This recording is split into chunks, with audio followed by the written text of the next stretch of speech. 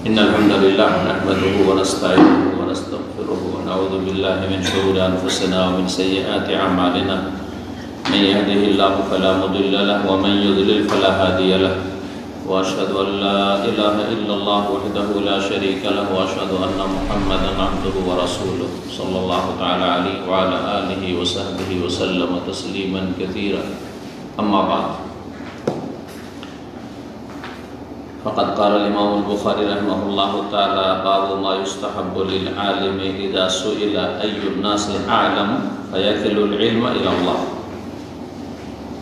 قال حدثنا عبد الله بن محمد قال حدثنا سفيان قال حدثنا عمرو قال أخبرني سعيد بن جبير قال قلت لابن عباس إن نوفل البكالي يزعم أن موسى ليس بموسى بني إسرائيل إنما هو موسى آخر فقال كذب عدو الله. حدثنا أبي بن كعب عن النبي صلى الله عليه وسلم قال قام موسى النبي صلى الله عليه وسلم خطيبا في بني إسرائيل فسئل أي الناس أعلم فقال أنا أعلم فعتب الله عليه إذ لم يرد العلم إليه فأوحى الله إليه أن عبدا من عبادي بمجمع البحرين هو أعلم منك قال رب وكيف لي به فقيل له اهمل حوتا في مكتل فإذا فقدته فهو ثمة.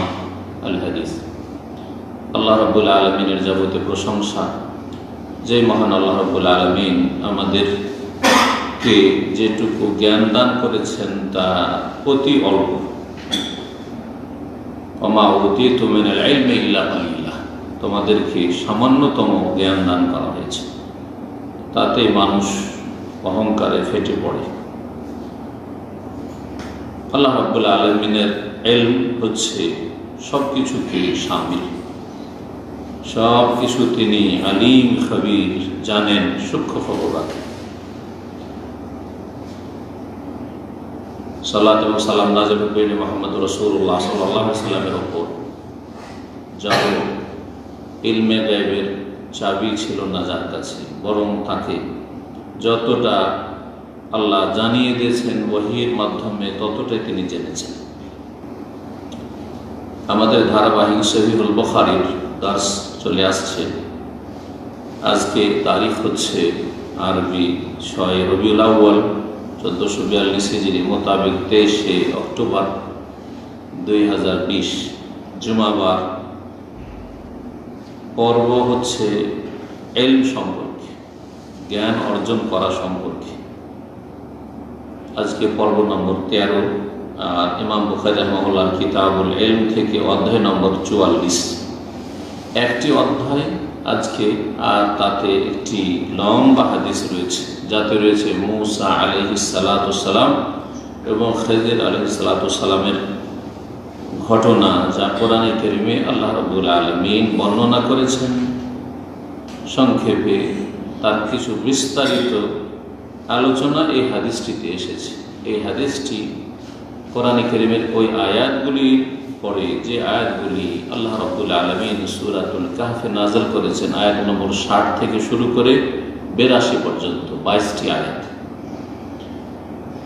সেই আয়াতগুলির তাফসীর বলতে পারেন এই হাদিস।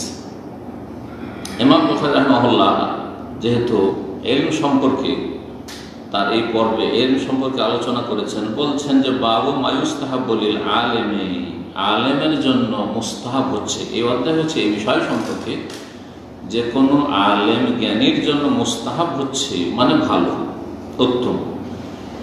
এজা সইলা, যখন তাকে জিজ্ঞাসা করা হবে, যদি কোনো আলেমকে, যতই বড় আলেম হোক না কেন, পৃথিবীর মধ্যে তার ধারণায় বা অনেকের ধারণায় সে সবচেয়ে বড় আলেম। বড় আলেমদের সম্পর্কে আমাদের অনেকের ধারণা যে তার চাইতে বড় আলেম পৃথিবীতে নেই, তার জানা মতে বা আমাদের জানা মতে। আমাদের জানার অগোচরে থাকতে পারে, কারণ আমাদের সব কিছু জানা নেই। তো যদি কোনো আলেমকে জিজ্ঞেস করা হয় যে আইয়ুন নাস আলাম, কে সবচেয়ে বড় আলেম, বড় আলেমকে যদি, পৃথিবীর সবচেয়ে বড় আলেমকে যদি জিজ্ঞাসা করা হয়, যে কোনো ভাষাভাষী সবচেয়ে বড় আলেমকে যদি জিজ্ঞাসা করা হয় কে সবচেয়ে বড় আলেম, কে সবচেয়ে বড় দায়ী, এ প্রশ্ন যদি করা হয় আর তার জানা মতে তার চাইতে বড় কেউ নেই। এবং প্রায় লোকই বলে থাকেন যে পৃথিবীতে ওনার চাইতে বড় আলেম আজকাল পৃথিবীতে নেই। তারপরে তার জন্য উচিত হবে যে আমি সবচেয়ে বড় আলেমের কথা বলি, আমি সবচেয়ে বড় মোবাল্লিগ, আমি সবচেয়ে বড় দায়ী, এই কথা বলা উচিত হবে না। তার জন্য মুস্তাহাব হলো যদি জিজ্ঞাসা করা হয়, কেউ জিজ্ঞেস করতে পারে যে শেখ আপনার চাইতে বড় কেউ আলেম আছে বা পৃথিবীতে সবচেয়ে বড় আলেম কি আজকাল, তাহলে কি করবে? ফায়াকিলুল ইলমা ইলাল্লাহ, আল্লাহ রাব্বুল আলামিনের দিকে এই জ্ঞানকে সুপুর্দ করে দেবে। এই বিষয়টি আল্লাহ জানেন, আল্লাহর হওয়ালা দেবে। আল্লাহ বেশি ভালো জানেন, আমি জানি না। আল্লাহু আ'লাম, কি বলবে তাহলে? আল্লাহু আ'লাম, আল্লাহ সর্বাধিক জ্ঞানী, আল্লাহ সবচেয়ে বেশি জানেন। আল্লাহ বেশি জানেন, কে বড় হলে?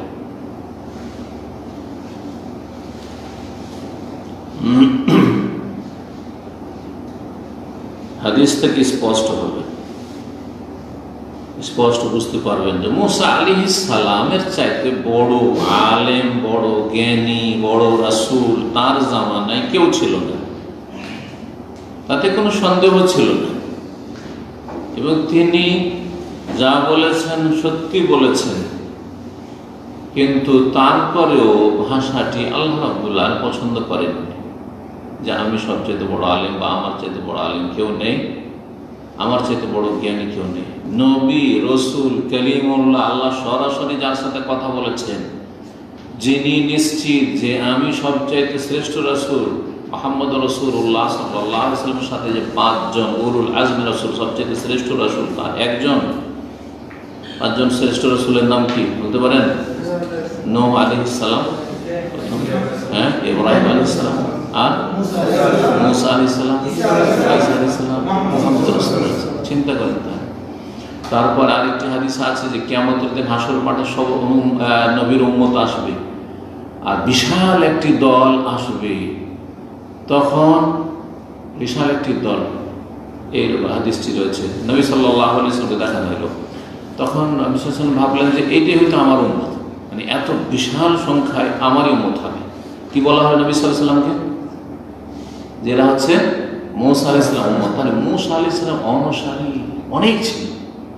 মূসা আলাইহিস সালামের অনুসারীর সংখ্যা আমাদের প্রিয় রাসূল সাল্লাল্লাহু আলাইহি সাল্লামের অনুসারী উম্মতের পরই হবে স্থান। আর কোন নবীর উম্মতের সংখ্যা এত বেশি হবে না, যেমন তোর বিষয় নয়। মূসা আলাইহিস সালামকে যে কিতাব তাওরাত দেওয়া হয়েছিল, যে তাওরাতের কথা কোরআন কারীমে বহুবার উল্লেখ করা হয়েছে, এবং তাওরাতের বিধান মূসা আলাইহিস সালামের যত বনি ইসরাইল নবী রাসূলগণ এসেছেন সবাই ফলো করেছেন, অনুসরণ করেছেন। এমনকি ঈসা আলাইহিস সালামও তাওরাতের বিধিবিধান ফলো করেছেন। ইনজিলে শুধু তাতে সুসংবাদ, ভবিষ্যৎবাণী আর কিছু ফাজাইল ইত্যাদি সব বয়ান করা হয়েছে, কিন্তু আকীদা, আহকাম এসবগুলি কিন্তু সব তাওরাত থেকে ফলো করা হয়েছে, তাওরাত ফলো করতে বলা হয়েছে। তাওরাত এবং ইনজিলকে মনসুখ করা হয়েছে কোরআন কারীম দিয়ে, মুসাদ্দিকাল লিমা বাইনা ইয়াদাইহি মিনাত তাওরাত ওয়াল ইনজিল।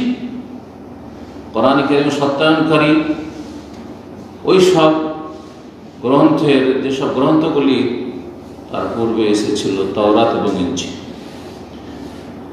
সেই মূসা আলাইহিস সালাম নিঃসন্দেহে সবচেয়ে বড় জ্ঞানী ছিলেন, তো তারপরেও যে আল্লাহ পছন্দ করলেন না। তাহলে আজকাল তো পৃথিবীতে কেউ বলতে পারবেন না, বা কারো সম্পর্কে নিশ্চিত হয়ে বলতে পারবেন না, আপনার সীমিত জ্ঞানে, আমার সীমিত ধারণায় বলছি জ্ঞানে, যে উনি পৃথিবীর সবচেয়ে বড় আলেম। এটা ভুল হতে পারে, আমার চোখের আড়ালে সবচেয়ে বড় আলেম, সবচেয়ে বড় জ্ঞানী থেকে যেতে পারে, অবশ্যই থাকতে পারে। এই জন্য উচিত হবে যদিও সবচেয়ে বড় জ্ঞানী হয়, তারপরে বলবে যে আল্লাহ আল্লাহ বেশি জানেন। ঘটনা শুরু করি এখন। প্রখ্যাত তাবেঈ সাঈদ ইবনে জুবাইর রাহমাতুল্লাহ আলাইহি, জুবাইর জিমদি, আর আরেকটি হচ্ছে উরওয়া ইবনে জুবাইর বা আব্দুল্লাহ ইবনে জুবাইর, সেটা জাতি। অনেকে এই দুটো তো পার্থক্য বুঝে না, লিখতে গিয়ে একই রকম লিখে দেয়। আব্দুল্লাহ ইবনে জুবাইর সাহাবী, উরওয়া বিন যুবাইর তাবী, সাহাবীর ছেলে এবং সাহাবীর ভাই, কিন্তু তাবী, রাসূলুল্লাহ সাল্লাল্লাহু আলাইহি ওয়াসাল্লাম সাক্ষাৎ হয়। আর সাঈদ ইবনে জুবাইর তাবী, প্রখ্যাত তাবী রাহমাতুল্লাহি আলাইহি ওয়া রাদিয়াল্লাহু আনহু। সাঈদ ইবনে জুবাইর সম্পর্কে তার ছাত্র আমর বলছেন যে আখবারনি সাঈদ ইবনে জুবাইর, আমাকে ইমাম সাঈদ ইবনে জুবাইর রাহমাতুল্লাহি আলাইহি জানিয়েছেন যে কালা, তিনি বলেন, কুতুল ইবনে আব্বাস, আমি প্রখ্যাত সাহাবী মুফাসসিরে কোরআন আব্দুল্লাহ ইবনে আব্বাস রাদিয়াল্লাহু তাআলা আনহুকে জিজ্ঞেস করলাম বা বললাম যে ইন্না নওফাল বাকালি ইয়াজউমু আন্না মূসা লাইসা বিমূসা বনি ইসরাঈল। নওফ বাকালি নামক ব্যক্তি, যিনি আহলে কিতাব থেকে ইসলাম গ্রহণ করেছিলেন, তার ধারণা যে মূসার কথা বলা হচ্ছে খাজিরের সাথে, লাইসা বিমূসা বনি ইসরাঈল, তিনি বনি ইসরাঈলের মূসা, বনি ইসরাঈল বংশের, বনি ইসরাঈল গোত্রের অন্তর্ভুক্ত মূসা নবী নন, তিনি অন্য মূসা। কোন মূসার কথা তিনি ধারণা করেছেন? ভাষ্যকারগণ লিখেছেন যে ইউসুফ আলাইহিস সালামের পুত্র, মানে ছেলের ঘরের নাতি, পুত্র, তার নামও ছিল মূসা, তার নাম ছিল মূসা। তো সেই মূসার কথা ধারণা করেছে যে এইটা নবী মূসা, যে কালিমুল্লাহ মূসা, রাসূলুল্লাহ মূসা, সেই মূসা নয়। খাজির আলাইহিস সালামের যে ঘটনা ঘটেছিল সেটা মূসা নবী আলাইহিস সালামের সাথে নয়, বরং তার সাথে অন্য আরেক মূসার সাথে। ইন্নামা হুয়া মূসা আখার, আসলে তিনি আরেক মূসা, অন্য এক মূসা। ফাকাল আব্দুল্লাহ ইবনে আব্বাস রাদিয়াল্লাহু তাআলা আনহুমা এই কথাটি শুনে, যে নওফল বাকালি বলছে যে এই মূসা, সে মূসা বনি ইসরাঈল মূসা, নবী মূসা রাসূল নন, বরং অন্য মূসা, খাজির আলাইহিস সালামের সাথে যে ঘটনা ঘটেছে, বললেন যে কাযাবা আদুউল্লাহ, এই আল্লাহর দুশমন মিথ্যা কথা বলেছে, আল্লাহর দুশমন মিথ্যা কথা বলেছে। খুব শক্ত ভাষা। আজকালকার জামানায় যদি কোনো মুসলিমকে নওফল বাকালি মুসলিম যদি বলে দেওয়া হয় আল্লাহর দুশমন, হয় সব অনেক বড় গালি, তাই না? আজকাল বিদ্যার্থীরা আমাদেরকে ওই গালিগুলি দিয়ে থাকে, বড় গালিগুলি দিয়ে থাকে। এই গালিগুলো তাদের উপর ফিরে যাচ্ছে, এই গালি দিয়ে তাদের দুনিয়া আখিরাত বরবাদ হচ্ছে, এই গালির কারণে তাদেরকে আখিরাতে নেকি দিয়ে পেমেন্ট করতে হবে। জি হ্যাঁ, হেদায়েত থেকে বঞ্চিত হচ্ছে। আর যাদেরকে গাল দিচ্ছে আলহামদুলিল্লাহ ওদের লাভ হচ্ছে, যাদের গাল দিচ্ছে ওদের লাভ হচ্ছে। রাফিজি শিয়ার আজকে সাহাবায়ে কেরাম রাদিয়াল্লাহু তাআলা আজমাইনকে গালি দিচ্ছে, সাহাবায়ে কেরাম লাভ হচ্ছে। আল্লাহ এই রাস্তা খুলে রেখেছে, সাদকা জারি, নেকি পৌঁছিতে থাকে, নেকি পৌঁছিতে থাকে। আল্লাহ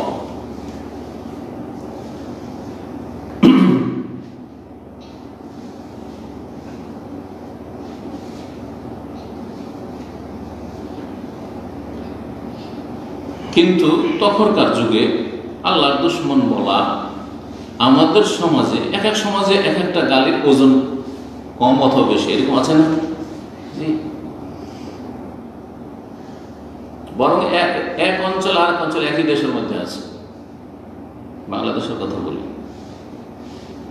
আপনাদের বাংলাদেশের অধিকাংশ অঞ্চলে যদি বেটা বলে তো এটা গাল নেই, তাই না?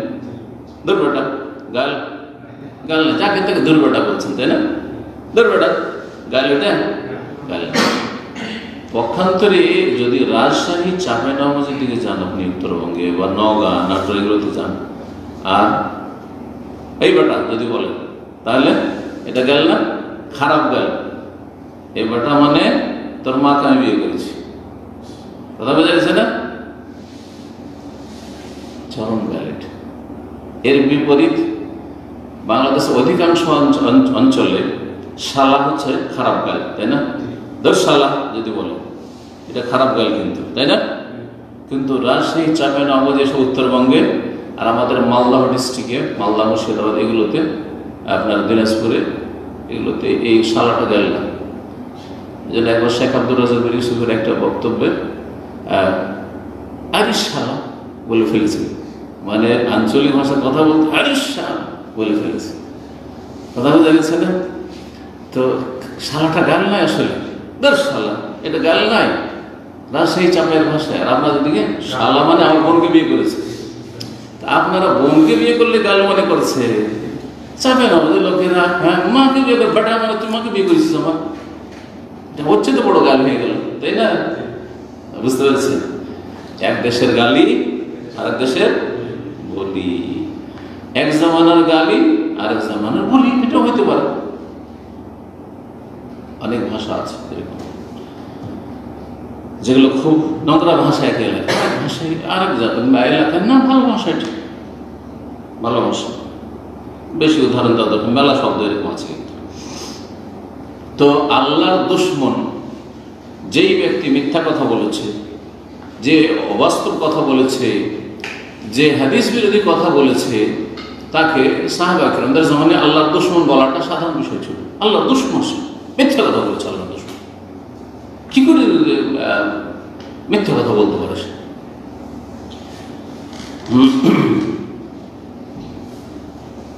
সেই জন্য ইবনে আব্বাস রাদিয়াল্লাহু তাআলা আনহু আল্লাহর দুশমন বলেছে, আজকেও কেউ যদি মিথ্যা কথা বলে আল্লাহর দুশমন আপনি বলবেন না, কারণ বাঙালি সমাজে এটা বেমানান। আল্লাহর দুশমন বলাটা আপনি খুব মানে শক্ত ভাষা বলে দিলেন, তাই না? বলতে পারেন যে মিথ্যা কথা বলেছে, হ্যাঁ, বা ভুল বলেছে, হ্যাঁ, বিভ্রান্ত করেছে, কিন্তু যদি বলে আল্লাহর দুশমন মিথ্যা কথা বলেছে, না।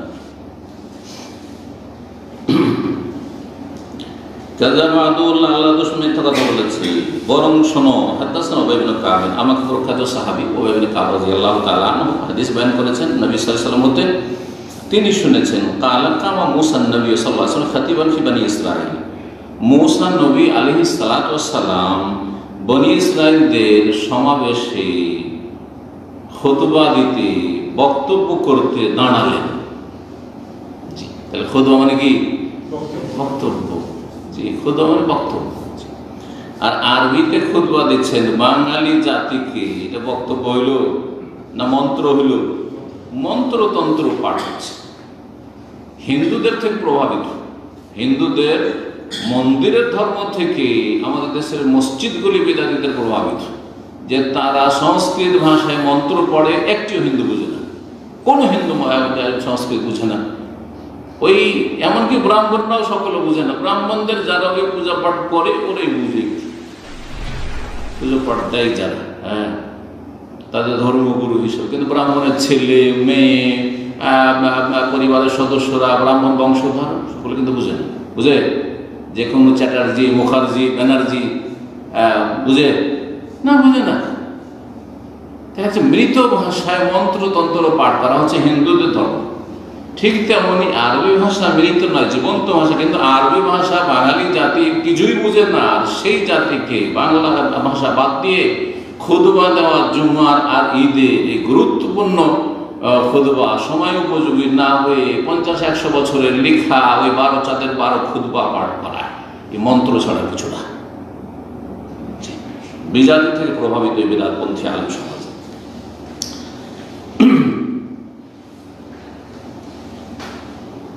বলছেন যে মূসা আলাইহিস সালাম যিনি নবী, বনি ইসরাঈলদের সমাবেশে বক্তব্যে ভাষণ দিতে দাঁড়ালেন। ফাসইলা, খুব সুন্দর বক্তব্য, মাশাআল্লাহ। কারণ দোয়া করেছেন রব্বুল আলামিনের কাছে, জবানে তোতলামি ছিল, সেটা দূর হয়ে গেছিল। সেই দোয়ার বরকতে রব্বি ইশরাহ লি সাদরি ওয়া ইয়াসসির লি আমরি ওয়াহলুল উকদাতাম মিন লিসানি ইয়াফকাহু কওলি। সুবহানাল্লাহ, আল্লাহ রাব্বুল এই দোয়া কবুল করেছিলেন। সুতরাং মূসা আলাইহিস সালামের ভাষাতে, জবানে আল্লাহ বরকত দিয়েছিলেন। এত সুন্দর ভাষণ দিলেন যে জাতির লোকেরা, শ্রোতা প্রভাবিত হয়ে, মুগ্ধ হয়ে জিজ্ঞেস করে ফেলেন, আইয়ুন নাসে আলাম, কোন ব্যক্তি সবচেয়ে বেশি জ্ঞানী, বা আপনার চাইতে বেশি জ্ঞানী কি আর পৃথিবীতে কেউ আছে? আমাদের মনে হয় আপনার চাইতে বড় জ্ঞানী আর কেউ নাই পৃথিবীতে।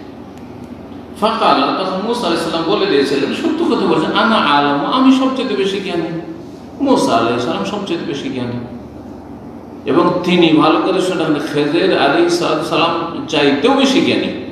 কিন্তু খেজর আলাইহিস সালামের কাছে বিশেষ একটা জ্ঞান ছিল, যেই জ্ঞানটি শুধু মূসা আলাইহিস সালামের কাছে ছিল না। পক্ষান্তরে মূসা আলাইহিস সালামের কাছে সার্বিক দিক থেকে আল্লাহর দিনের বিধিবিধানের যত জ্ঞানের প্রয়োজন সবগুলি ছিল, তাওরাতের জ্ঞান ছিল। ইন্না আনজালনা তাওরাতা ফিহা হুদাম ওয়া নূর, যাতে হেদায়েত রয়েছে, নূর রয়েছে, জ্যোতি রয়েছে, সেই জ্ঞান মুসা আলাইহিস সালামকে আল্লাহ দিয়েছেন। বহু দিক থেকে মুসা আলাইহিস সালাম খিদর আলাইহিস সালাম চাইতে শ্রেষ্ঠ। আসছে একটা পয়েন্ট, তখন এই বিষয়গুলি ইনশাআল্লাহ কিছুটা ইঙ্গিত করব, বিস্তারিত না হবে। এখন এতটা জেনে রাখেন যে মুসা আলাইহিস সালাম খিদর আলাইহিস সালাম চাইতে বেশি জ্ঞানী, কিন্তু আংশিকভাবে কিছু ক্ষেত্রে খিদর আলাইহিস সালাম এমন জ্ঞান রাখতেন যে জ্ঞান মুসা আলাইহিস সালাম রাখতেন না। যেমন আমার সাথে যদি একজন এমবিবিএস ডাক্তারকে তুলনা করেন, তাহলে কি বলতে হবে? এমবিবিএস ডাক্তার তার মেডিকেল সম্পর্কে যেটুকু জানি আমি জানি না, কথা ঠিক কিনা? কিন্তু যতগুলি দিনই সাবজেক্ট রয়েছে ভাষার ক্ষেত্রে, একটা মেডিকেল ডাক্তার হয়তো ইংরেজি জানে, আর বাঙালি হলে বাংলা জানে, উর্দু ভাষা উর্দু জানে। আমি আলহামদুলিল্লাহ উর্দু জানি, হিন্দি জানি, বাংলা জানি, আরবি জানি, কথা বলছে ফার্সিও কিছু বুঝি, ইংলিশ কিছু বুঝি। তাহলে চিন্তা করেন তো দেখুন, আলহামদুলিল্লাহ। তাহলে আপনি কি বলবেন যে ডাক্তার, এমবিবিএস ডাক্তার বেশি জ্ঞানী? না, মোটেই না। তারপরে দিনী সাবজেক্ট আরবি ভাষার নাহু, সারফ, বালাগাত, তারপরে আপনার ইলমুল আরুজ, ওগুলো তো আছেই। এই আপনার হাদিস, তাফসির, ফিকহ, আকীদা, উসুল ফিকহ, মুস্তালাহ উসুল হাদিস, কতগুলি সাবজেক্ট ইসলামের, সবগুলো আমরা পড়েছি। তাহলে কি বলবেন? শুধু কিছু জ্ঞান একজন ডাক্তার বেশি থাকাতে বলবে ও বেশি জ্ঞানী বলবেন না, বলবেন যে স্বাস্থ্য বিষয়ে সে জ্ঞানী, তাই না? তো খিদর আলাইহিস সালামকে আসরারুশ শরিয়া বা আসরার বা সৃষ্টিগত বিষয়ের তত্ত্ব, আল্লাহ রাব্বুল আলামিন সৃষ্টি করে যা কিছু করে থাকেন তাতে যে হেকাম রয়েছে, আসরার রয়েছে, রহস্য আর তত্ত্ব রয়েছে, সেই জ্ঞানটি দিয়েছিলেন। সৃষ্টিগত বিষয়, শরীয়তগত বিষয় না, সৃষ্টিগত বিষয়। যেমন কোন একজন ভাই, তার ভিসা আজকে শেষ হতে যাচ্ছে, রাত 12টায় ভিসা শেষ হয়ে যাবে, আর আজকে ছিল তার ফ্লাইট। এরকম অনেক ঘটনা ঘটছে, কিন্তু ফ্লাইট ছিল, আসলো, এয়ারপোর্টে আস্তে আস্তে দেরি হয়ে গেল, আর তারপরে ফ্লাইটটা ছুটে গেল, ভিসাটা শেষ হয়ে গেল। হাহাকার অবস্থা তার। হাই, কি হলো, আমার চাকরি গেল, সব গেল, কোম্পানিতে ভিসাও বাড়িয়ে দেবে না, কি করলাম আমি? ঋণের বোঝা আমার কাঁধে আছে, কত দিক থেকে সে ক্ষতিগ্রস্ত, ঠিক কিনা? তার 10 মিনিট পরে ফ্লাইটটা উড়ে গেছে, ও বেচারা কাঁদতে কাঁদতে চলে গেল, ফিরে পড়তে পেল না, প্লেন ছুটে গেল, ডোর ক্লোজ হয়ে গেছে। 10 মিনিট, 15 মিনিট বা আধা ঘন্টার পরে কি হয়েছে? প্লেনটি ধ্বংস হয়ে গেল। সেই লোকটি যে কান্না করতে করতে এয়ারপোর্ট থেকে ফিরে যাচ্ছিল, আর ঋণের বোঝার চিন্তা, আর হাই চাকরি গেল, এই গেল, সেই গেল, বিদেশ যাওয়া গেল, সব গেল, কি করে খাবো? এখন যখন প্লেনটা ধ্বংস হয়ে গেছে আর যত যাত্রী ছিল সবাই মারা গেছে, সে কি বলবে? আলহামদুলিল্লাহ বলবে না? বলবে না? ওর খুশির শেষ নেই। দিল্লি থেকে সৌদি এয়ারলাইন্স একবার ধ্বংস হয়েছে, আজকে থেকে প্রায় 24-25 বছর আগে। তাতে দাম্মাম সেন্ট্রাল হসপিটালে এক ডাক্তার ছিলেন, ডাক্তার সাইদ সাহেব, তার স্ত্রী, তার ছেলে মেয়ে ছিল, তিনি শুধু এখানে ছিল, ছুটি কাটিয়ে আসছিল। সে তখন কিন্তু দাম্মাম এয়ারপোর্টটা ছিল এখানে, আপনার দাহরান দাম্মাম এয়ারপোর্ট ছিল, দাহরান এয়ারপোর্ট। তো দাহরান এয়ারপোর্টের কাছাকাছি সে চলে গেছে, আগে থেকে রিসিভ করার জন্য যাবে, অর্ধেক রাস্তা গিয়েছে, আর সে রেডিও চালিয়ে রেখেছে, শুনছে যে এখনই সৌদি ফ্লাইট যেটা দিল্লি থেকে উড়ান ছিল সেটা ধ্বংস হয়ে গেল। আল্লাহু আকবার, আল্লাহু আকবার। সে আমাদের সাথে এখানে গল্প করে গেছে। পরে সে স্ত্রী আর ছেলে মেয়ের সঙ্গে, কারণ একটি ছেলে মেয়েও বাঁচেনি, স্ত্রীও বাঁচল না। তখন পর্যন্ত 5-7 বছর হয়ে গেছিল, বিয়ে শাদী করেন, দেখা হয়েছে আমাদের ইসলামিক সেন্টারের সাথে দেখা হচ্ছে। সেই লোক বলছে যে আমি আর গাড়ি চালাতে পারছি না, সাইড করে দিলাম গাড়িটা, বসে গেলাম, অনেকক্ষণ গাড়িতে বসে থাকলাম। চিন্তা করে দেখি, ওই ফ্লাইটে আপনার কিছু এমবেসির অফিসাররা, কর্মকর্তারা ছিল, ডিপ্লোম্যাটিক লোকেরা ছিল।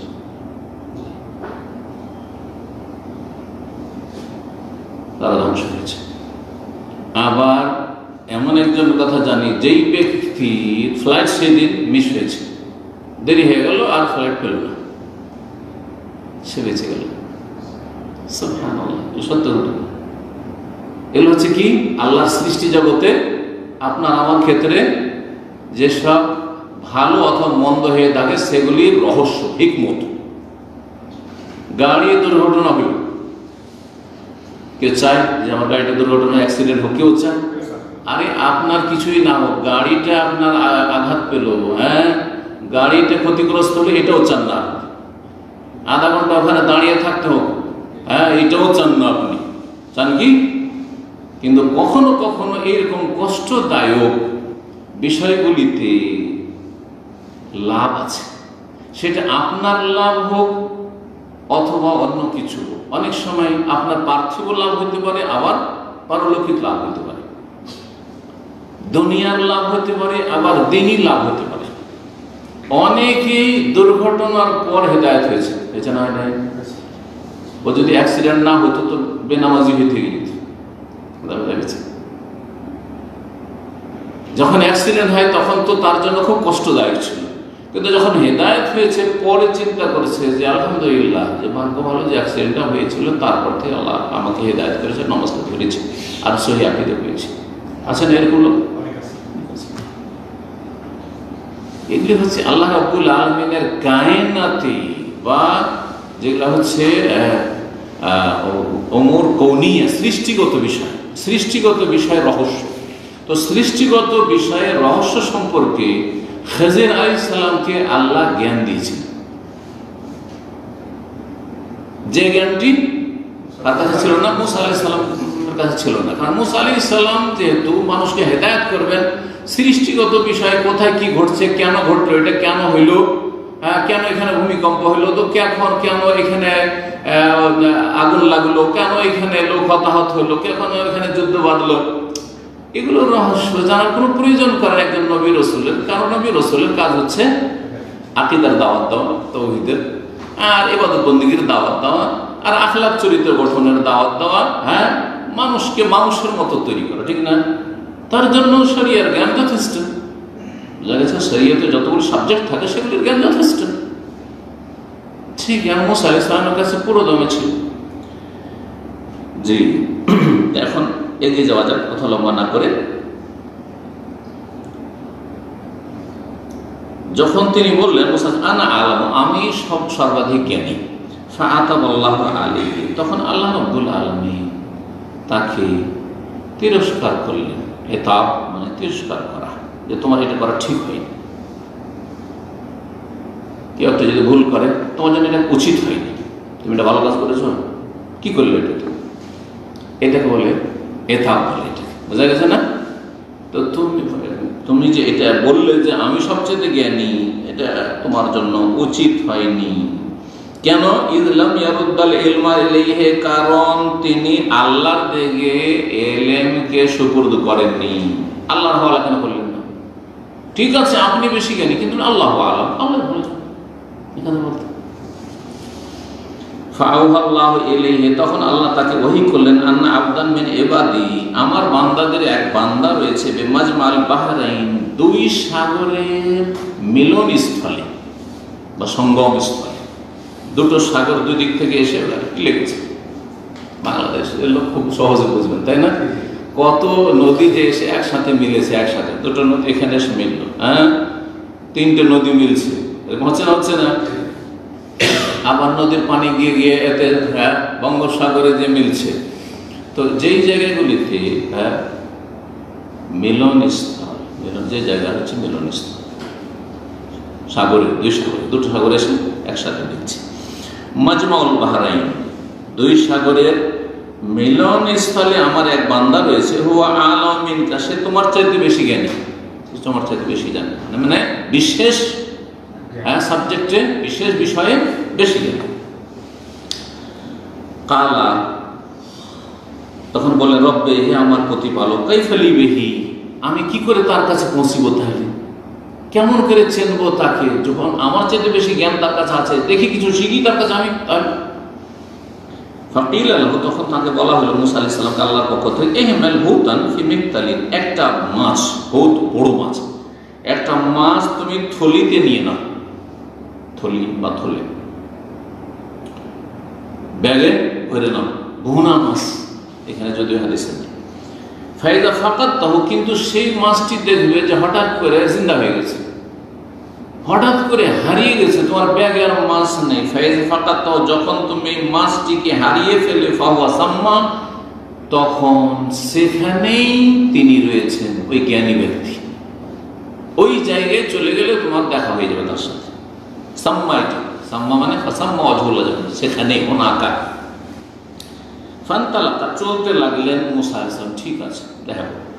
ওয়ান্তালাকা বিফাতাহু ইউশা বিন নুন, এবং নিজের শিষ্য ছাত্র বা খাদেম ইউশা বিন নুনকে নিলেন। ইউশা বিন নুন মুসা আলাইহিস সালামের ঘনিষ্ঠ সঙ্গী এবং ছাত্র ছিলেন। ওয়া হামালা হুতান ফি মিকতালিন, আর একটি থলেতে একটা বড় মাছ নিয়ে নিলেন। মাছ নিয়ে আল্লাহ নিতে বলেছেন, নিয়েছেন। ক্ষুধা লাগলে নাস্তা পানি খাওয়া দাওয়া হবে। হাত্তা ইযা কানা ইনদা সাখরা, যখন উভয়ে পৌঁছলেন একটি পাথরের চাটানের কাছে, পাথরের চাটানের কাছে পৌঁছলেন। ওয়াদারু সাহমা, তখন তারা একটু বিশ্রামের জন্য সেই পাথরের চাটানে মাথা রেখে দিলেন, পাথরকে বালিশ বানিয়ে যে এখানে একটু বিশ্রাম করে নিই। কন্যামা, আর উভয় ঘুমিয়ে পড়লেন। ফানসাল্লাল, যখন ঘুমিয়ে পড়েছেন তখনই মাছটি ফানসাল্লাল মিনাল মিকতাল, থলি থেকে বেরিয়ে পালিয়ে গেছে। ইনশাল্লাহ মানে ঘষকে যাওয়া, ঘষকে যাওয়া বলেন তো, আস্তে আস্তে ঘষকে গেলে দেখি ইয়াতাসাল্লালুনা মিনকুম লিওয়াদা, মুনাফিকরা রাসূলুল্লাহ সাল্লাল্লাহু আলাইহি সাল্লামের মজলিস থেকে ঘুষ করে বেরিয়ে যেত, চুপ করে বেরিয়ে, এটাকে চুপ করে বেরিয়ে যাওয়াকে কি বলে, তাসাল্লুল অথবা ইনসিলাল, ইনসাল্লাহ। ফানসাল্লাল হুতু, মাছটি বেরিয়ে পড়েছে বা পালিয়ে গেছে মিনাল মিকতাল, থলে থেকে। ফাত্তাখাযা সাবিলা ফিল বাহরি সারাবা, তারপরে সেই মাছ নিজের পথ নিয়ে নিয়েছে সাগরে সুরঙ্গ আকারে।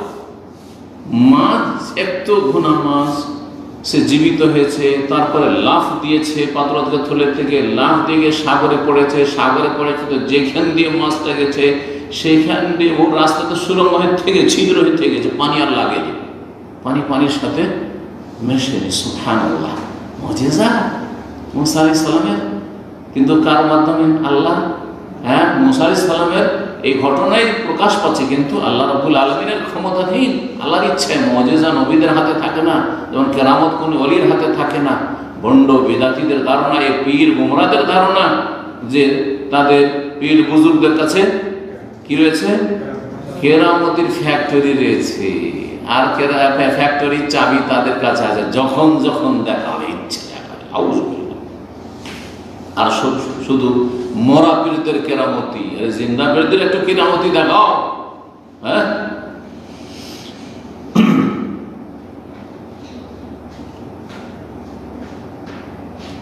ওয়াকানা লিমূসা ওয়া ফাতাহা জামান, সুরঙ্গ বানিয়ে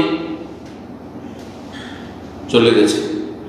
এই যে সারাবা কথাটি কোরআনে কারিমে এসেছে, ওয়াইদ ক্বালা মূসা লিফাতাহু লা আবরাহু হাত্তা আবলুগা মাজমাআল বাহরাইনি আমদিয়া হুকবা ফালাম্মা বালাগা মাজমা বাইনহুমা নাসিয়া হুতাহু ফাত্তাখাযা সাবিলাহু ফিল বাহরি সারাবা, সাগরে সুরঙ্গ আকারে পালিয়ে চলে গেছে মাছটি লাফ দিয়ে, এ সারাবা। আর তারপরে আয়াতে রয়েছে আজাবা, বিষয়টি ছিল বিস্ময়কর, আশ্চর্যজনক। তাই বলছেন যে সাগরে মাছটি চলে গেছে, সুরঙ্গ বানিয়ে চলে গেছে, এই কথাটি এক আয়াত বলেন। আর এক আয়াতে আজাবা, আশ্চর্য বিষয়। এটা আশ্চর্যজনক ছিল কার জন্য? মূসা আলাইহিস সালাম এবং তার শাগিরদের জন্য, ছাত্রের জন্য, যারা এটা এক তো ভুনা মাছ জীবিত হয়ে গেছে, আশ্চর্যজনক বিষয়। তারপরে মাছ থলে থেকে লাফ দিয়েছে সাগরে, সাগরে লাফ দিল তো লাফ দিল, কিন্তু সেখানে সুরঙ্গহীন হয়ে গেছে, দেখা যাচ্ছে যে ছিদ্র একবারে ফেন্দে চলে গেছে।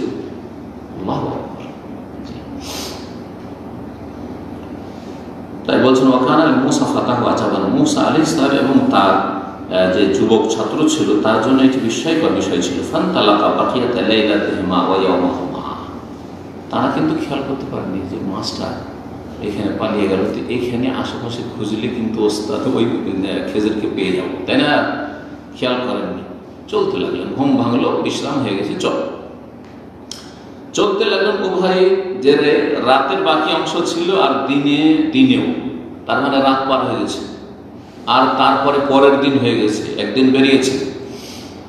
ফালাম্মা আসবাহা, যখন ভোর হয়েছে, কালা মুসা লিফাতাহু, তখন মুসা আলাইহিস সালাম তার খাদেমকে বলছেন, আতিনা গাদানা, আমাদের নাস্তাটা আমাদেরকে দাও। লাকাদ লাকিনা মিন সাফারিনা হাযা নাসাবা, আমাদের এই সফরে আমি ক্লান্ত হয়ে পড়েছি। ওয়ালাম ইয়াতা মুসা মাসসাম মিনান নাসাব হাত্তা জাওয়াজাল মাকান আল্লাযী উমিরা বিহি, মুসা আলাইহিস সালাম যে একদিন বেরিয়েছেন, সে দিনের অংশটি পার হয়েছে, সারা রাত পার হয়েছে, সকাল হয়ে গেছে। ওই জায়গায়, যেই জায়গায় মাছটি পালিয়ে গেছে সাগরে, সেই জায়গা পর্যন্ত কোনো ক্লান্তি আসেনি, কিন্তু তারপরে যখন চলতে লেগেছেন তখন চরমভাবে ক্লান্ত হয়ে গেছে। কারণ উল্টো দিকে রাস্তা যাচ্ছে, আল্লাহ তখন শরীরকে ক্লান্ত করে দিয়েছে। আর যখন গন্তব্যস্থানের উদ্দেশ্যে রওনা দিয়েছেন, তখন আল্লাহ রাব্বুল আলামিন অঙ্গ প্রত্যঙ্গে কি করেছিলেন? বিশেষ তৌফিক দিয়েছে, এর নাম তৌফিক। আল্লাহর নেক বান্দাদের অঙ্গ প্রত্যঙ্গে আল্লাহ স্পেশাল শক্তি, ক্ষমতা দেন। দেখতে দুর্বল মনে হয়, কিন্তু 5 ওয়াক্ত মসজিদে হাজির, জামাত মিশাই, তাহাজ্জুদ গুজার, সালাতুদ দুহা পড়ছে, সোমবার বৃহস্পতিবার সিয়ামও পালন করছে, কঠোর পরিশ্রম করে ইবাদত বন্দি করছে, কঠোর পরিশ্রমের ডিউটিও করছে, কিন্তু হাতির মতো শরীর রেখে 5 ওয়াক্ত নামাজ পড়তে পারে আছে না? এই মর্মে বলা হয়েছে, যখন আল্লাহ কোনো বান্দাকে ভালোবাসার হাদিসে কুদসিতে সহিহ বুখারীতে রয়েছে, ফাইজা আহবাবতুহু, বান্দা যখন আমার সান্নিধ্য লাভ করে, প্রথম সবচেয়ে গুরুত্বপূর্ণ এবং সব আগে যে আল্লাহর নৈকট্য লাভ করতে হবে, সান্নিধ্য লাভ করতে হবে, সেটা হচ্ছে ফরজের মাধ্যমে। আর তারপরে যখন নফল ইবাদত বন্দেগীর মাধ্যমে আমার সান্নিধ্য লাভ করে, তখন আমি ভালোবাসতে লাগি। বান্দা খুব ভালোবাসে, নেক বান্দাকে আল্লাহ খুব ভালোবাসে। যখন ভালোবাসেন তখন আল্লাহ রাব্বুল আলামিন তার হাত হয়ে যান, তার পা হয়ে যান, তার চোখ হয়ে যান। এর মানে কি? এর মানে হচ্ছে তার হাতে, চোখে, অঙ্গ প্রত্যঙ্গে, সব কিছুতে আল্লাহ স্পেশাল এমন ক্ষমতা দেন, এমন ক্ষমতা দেন যে তার জন্য ভালো কাজ সহজ হয়ে যায়, ভালো কাজ সহজ হয়ে যায়, একেবারে সহজ লাগে। বরং ভালো কাজে, নেক কাজে তাকে মজা লাগে, সাদকা খায়রাত করলে মজা লাগে। পক্ষান্তরে অনেক পয়সার মালিক দান করলে জান চলে যায়, দান করলে মনে হচ্ছে জান চলে গেল, একবারে বুক চেপে ধরে নিয়েছে, তাদের হার্ট অ্যাটাক হয়ে যাবে, এত টাকা কমে গেল। যাকাত দিলে মনে হচ্ছে যে ট্যাক্স লাগিয়ে দেওয়া হয়েছে, এবার মনে করতে হয় না।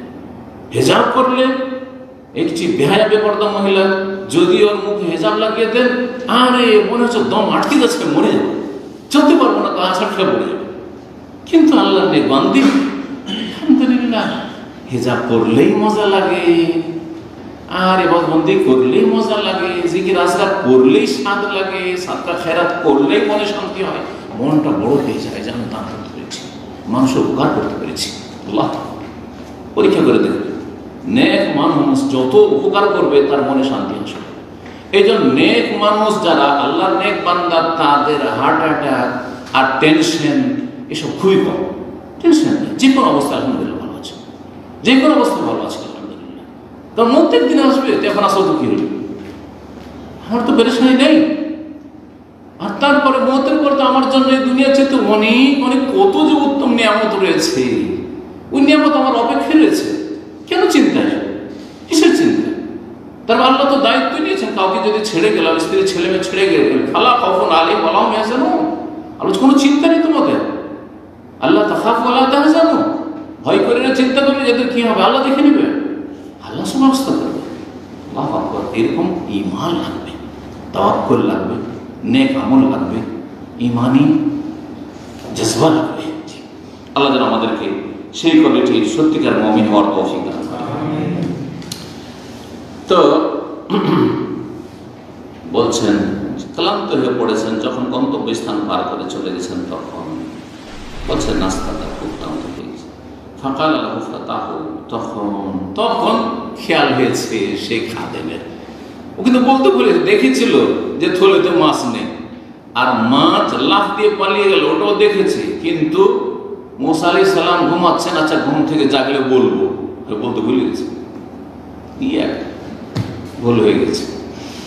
বলছেন সেই খাদেম ইউসা বিন নুন, আরাইতা শুনুন, ইদ আওয়াইনা ইলা সাহরা, যখন আমরা আশ্রয় নিয়েছিলাম সেই পাথরের চটানের কাছে বিশ্রামের জন্য, ফাইনি নাসিতুল হুদা, তখন আমি ভুলে গেছি মাছের বিষয়টি। আপনি ঘুমিয়ে পড়েছেন, মাছের বিষয়টি ভুলে গেছি, মাছ যে পালিয়ে গেছে বলতে ভুলে গেছি। তো নাস্তাই তো নেই, কি খাবো আর কি খাবেন, কিছুই নেই। আল্লাহু আকবার।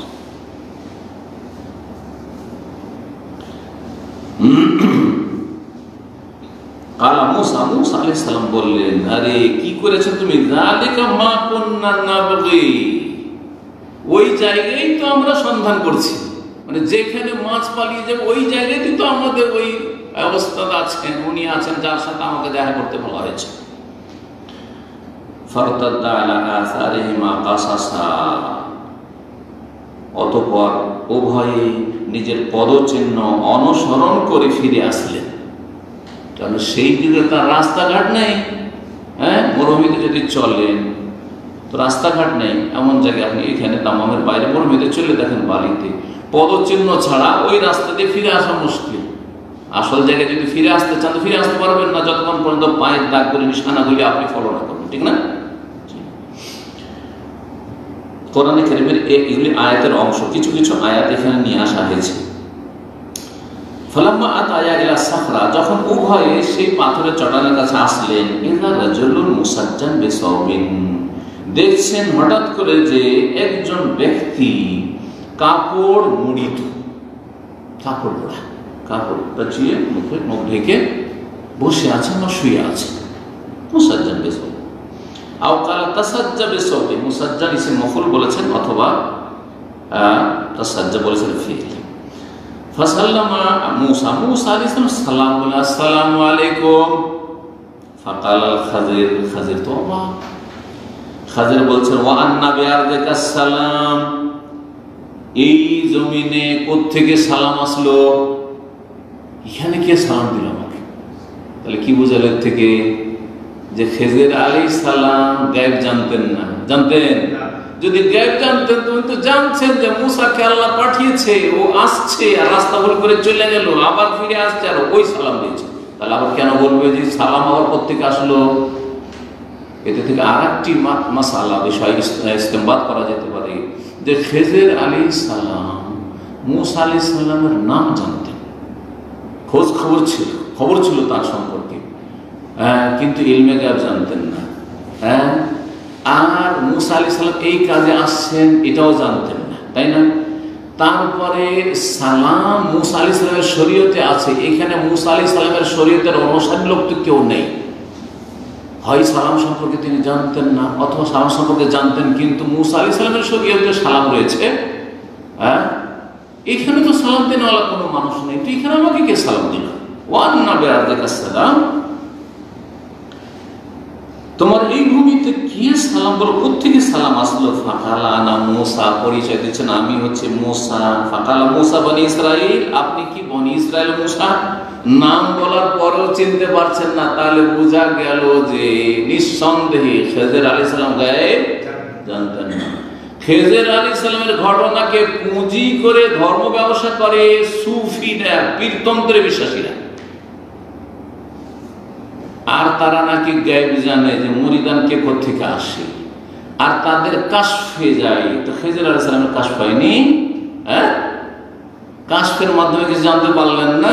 আউযুবিল্লাহ, আউযুবিল্লাহ। কিভাবে জাতিকে গোমরাহ করে মানুষের ধন সম্পদ লুটে থাকে এই পীর মুরিদের ব্যবসায়ীরা। বনি ইসরাইলের মুসা, তার মানে তিনি যেহেতু, আর এখন বলে দিই তাহলে যে খেজর আলাইহিস সালাম নবী ছিলেন না অন্য কিছু ছিলেন, এই ক্ষেত্রে ইখতিলাফ রয়েছে ওলামাদের। একদল বলছেন যে তিনি নবী ছিলেন, রাসূল ছিলেন না, কিন্তু তিনি নবী ছিলেন। পক্ষান্তরে মুসা আলাইহিস সালাম নবী এবং রাসূল কে শ্রেষ্ঠ? রাসূল শ্রেষ্ঠ, কারণ রাসূলের কাছে রিসালাত আসমানি কিতাব নাযিল হয়েছে, নবীর কাছে কোন কিতাব নাযিল হয়নি। বুঝা যাচ্ছে না?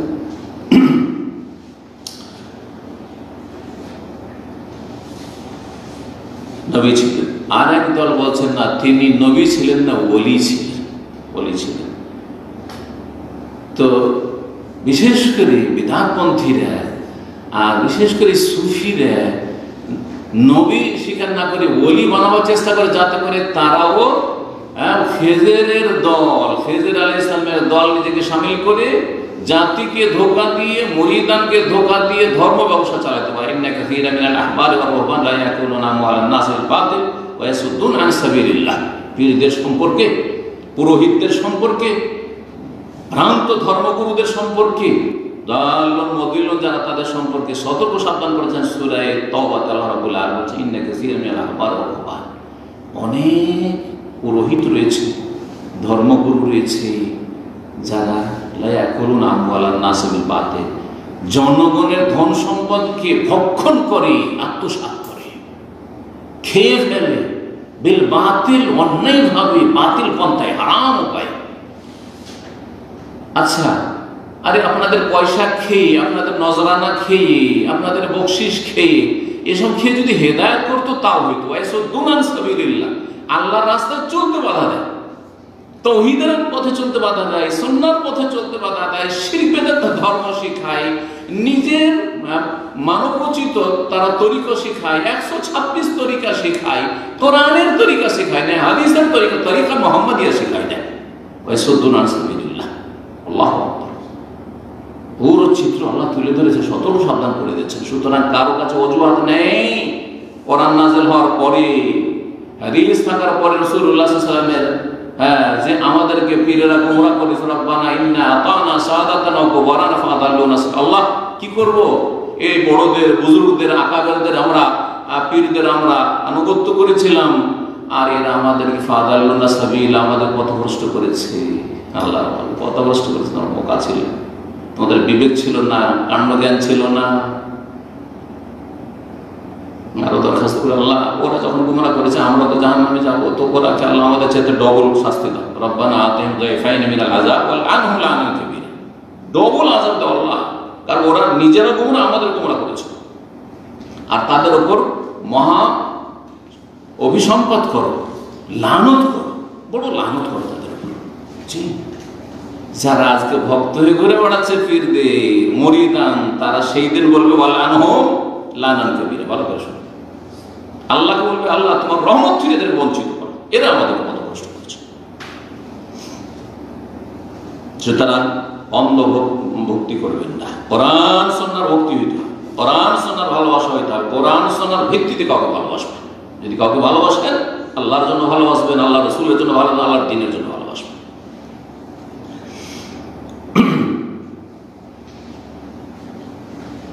হাদিস লম্বা আছে, সুতরাং কথা লম্বা না করে এগিয়ে যাওয়ার চেষ্টা করি।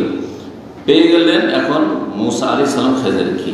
হ্যাঁ, কালা, তখন মুসা আলাইহিস সালাম বললেন, হাল আত্তাবিউকা আলা আন তুআল্লিমানি মিম্মা উল্লিমতা রুশদা, আমি কি আপনার অনুসরণ করতে পারি এই জন্য যে আপনি আমাকে শেখাবেন, মিম্মা উল্লিমতা রুশদা, যে সঠিক পথ সম্পর্কে যা আপনাকে শিক্ষা দেওয়া হয়েছে তা থেকে, সঠিক পথ সম্পর্কে, হিদায়াত সম্পর্কে বা সত্য সম্পর্কে আপনাকে যেসব শিক্ষা দেওয়া হয়েছে আল্লাহর পক্ষ থেকে, সেসব থেকে কিছু শিখাবেন, এই শর্তে কি আপনাকে ফলো করতে পারি, মানে আপনার সঙ্গী হইতে পারি।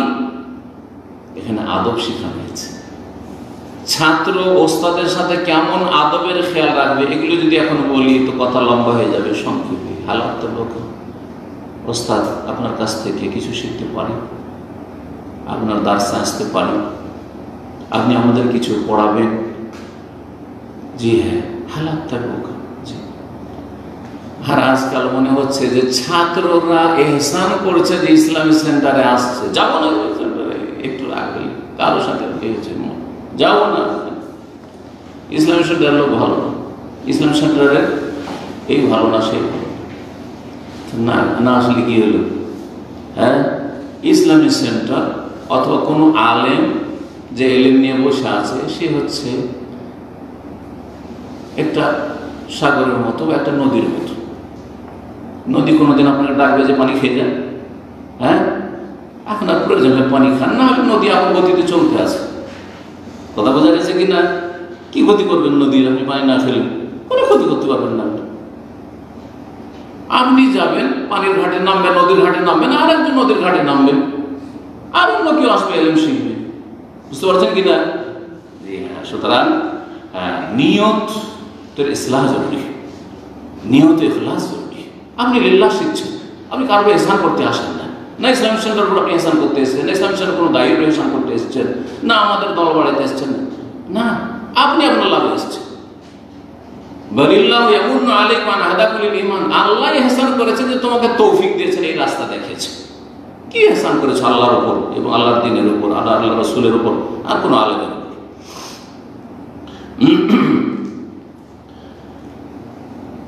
বলছেন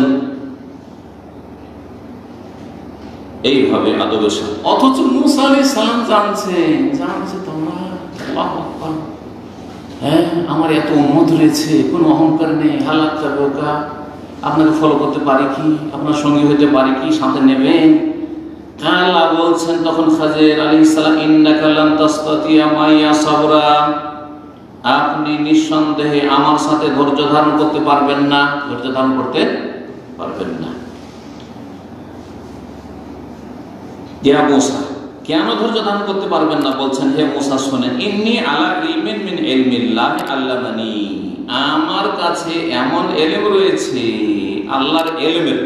আল্লাহ কিন্তু সব এলেম জানেন, হ্যাঁ দ্বীনের এলেমও জানেন, মানে শরিয়ার যে বিষয়গুলি রয়েছে সব এলেমও জানেন, এবং সৃষ্টিগত যা কিছু ঘটছে, ঘটেছে, ঘটবে সবকিছু আল্লাহ জানেন, তাই না? কোনটাতে কল্যাণ, কোনটাতে অকল্যাণ, একটা আমার জন্য অকল্যাণ কিন্তু আল্লাহ জানছে তোর ওতেই কল্যাণ আছে, এটা আল্লাহ জানছে, ঠিক না? দেখেন এই করোনা আসাতে কত মানুষের জিকির আজকার বেড়েছে, কত মানুষের ইবাদত বন্দেগী বেড়েছে। আপনি অসুস্থ হলে কত বেশি দোয়া করেন বলেন তো দেখি। আপনার অসুস্থ হওয়ার ফায়দা কিনা? অসুস্থ হলে তো কষ্ট লাগে, খুব কষ্ট পাচ্ছি, কিন্তু নেক লোকের যে কত দোয়া বাড়ে, কত জিকির আজকার বাড়ে, এবং কত যে তওবা বাড়ে, আর কত যে মুহাসাবায়ে নাফস, আত্মপর্যালোচনা, আমি কি ভুলটা করলাম, দেখি কোন ভুলটা করলাম যে আল্লাহ আমাকে এই কষ্টে ফেললেন, কেন আমি এই কষ্টে পড়লাম। এগুলো ফায়দা না? এগুলো হচ্ছে সৃষ্টিগত বিষয়ের হেকাম, রহস্য, তথ্য। এরকম বহু দিক রয়েছে, আল্লাহ ছাড়া কেউ জানে না। বললেন যে আমার কাছে আল্লাহ প্রদত্ত এমন এলেম রয়েছে যা আমাকে আল্লাহ শিখিয়েছেন, লা তা'লামু আনতা, আপনি তা জানেন না। কে শিখিয়েছেন? আল্লাহ শিখিয়েছেন, জি, আল্লাহর দান। ওয়া আনতা, আরো শুনুন, ওয়া আনতা আলা ইলমিন আল্লামাকাহুল্লাহ, আর আপনার কাছে এমন এলেম রয়েছে যা আপনাকে আল্লাহ শিখিয়েছেন, লা আ'লামু, আমি জানি না, আমি জানি না। তাহলে এবার বোঝা গেল, যেমন এই যে শুরুতে উদাহরণ দিয়েছিলাম ডাক্তারের আর একজন আলেমের, বুঝতে পারছেন কি না? একটি কথা অসম্পূর্ণ থেকে গেছে, খেজর আলাইহিস সালাম নবী ছিলেন না ওলি ছিলেন? হ্যাঁ, এই ক্ষেত্রেও সঠিক মত আরো বড় বড় শেখেরা, শেখের বা অন্যান্যরা, তারা সবাই বলছেন কি যে খেজর নবী ছিলেন, খেজর আলাইহিস সালাম কি ছিলেন? নবী ছিলেন।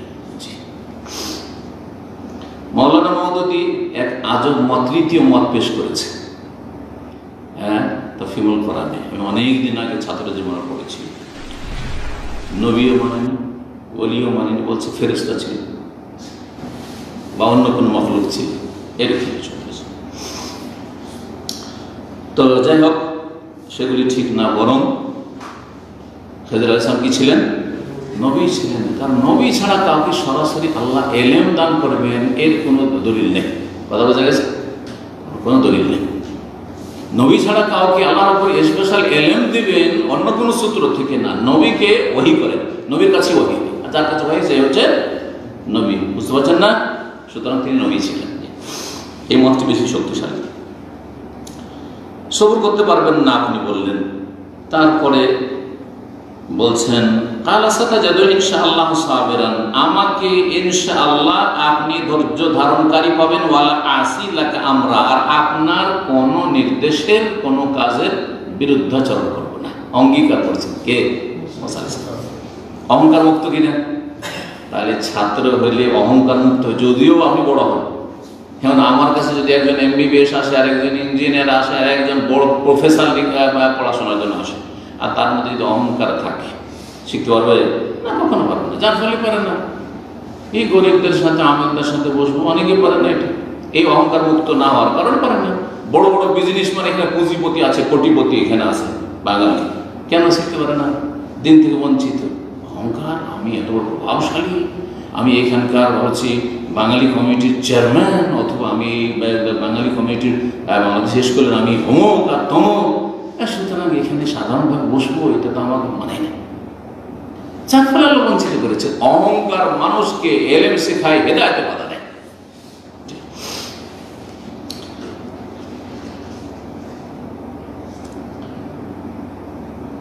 ফান্তালাকা, ঠিক আছে, তাহলে চলতে লাগলেন ও ভাই এমসিয়ানে। এখন আর ছাত্রর কথা আসবে না, কারণ ছাত্র তার বলে, ছাত্র হয়তো সাথে আছে, ছাত্রকে একা ছেড়ে দেয়নি, কিন্তু ওর তো আর এখানে আর কোনো বিষয় নেই, মেটার নেই, সুতরাং তার কথা উল্লেখ করা নেই। এখন দুজনের কথা হাদিস বলা হচ্ছে, মুসা আর খাজির আলাইহিস সালাম। চলতে লাগলে এমসিয়ানে আলা সাহিল বাহর, সাগরের তীরে তীরে চলতে লাইসা লাহুমা সাফিনা, কোনো পানি জাহাজ ছিল না বা নৌকা ছিল না। ফামাররাত বিহিমা সাফিনা, একটি পানি জাহাজ অথবা নৌকো অতিক্রম করে সেখান দিয়ে। সামনে কিছু দেখতে পেলেন না, কোনো কিছু পাচ্ছেন না, একটু এগিয়ে গিয়ে দেখছেন যে একটা নৌকো আসছে। ফাকাল্লামুহুম, তাদের সাথে কথা বললেন, আইয়াহমিলুহুমা, তাদেরকে যেন বহন করে নিয়ে যায়।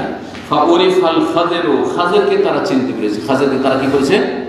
চিনতে পেরেছে। খাযিরকে চিনতে পেরেছে, তার মানে এলাকাবাসী খাযির আলাইহিস সালামকে নবী হিসেবে জানে। কথা বুঝতে পারছেন না? চেনে। যদি ফেরেশতা হবে, অন্য কোনো সৃষ্টি হবে, যেমন মওদুদি বলেছেন, তাহলে এলাকার লোক চিনবে। বুঝতে পারছেন? বল কথা। তাহলে খাযির আলাইহিস সালামকে চিনতে পেরেছে, চেনার কারণে তারা একটু সম্মান করলো যে চলো উঠিয়ে নি। মুসা আলাইহিস সালাম কিন্তু তারা চেনে, মুসা আলাইহিস সালাম অনেক দূর থেকে এসেছেন, অচেনা ব্যক্তি। ফাহামালুহুমা, দুইজনকে উঠিয়ে নিল, বেগাইরে নাওলিন, বিনা কোনো কিসে বিনিময়, কোন কিছু চাইবে, পারিশ্রমিক বা বিনিময় চাইবে না। ফাজা উসফুরুন, হঠাৎ করে নৌকোতে বসে আছে একটি চড়ুই পাখি অথবা বাবুই পাখি, উসফুরুন প্রসিদ্ধ হচ্ছে বাবুই পাখি। ফাওয়াকা আলা হারফিস সাফিনা, নৌকার কিনারে এসে বসে গেল এটা পাখি এসে। ফানাকারা নাকারাতান নাকারাতান ফিল বাহরি, তারপরে সাগরে একবার বা দুবার ঠোকর মারল, ঠোকর মানে পানি খেল, পানি খেল দুইবার অথবা একবার।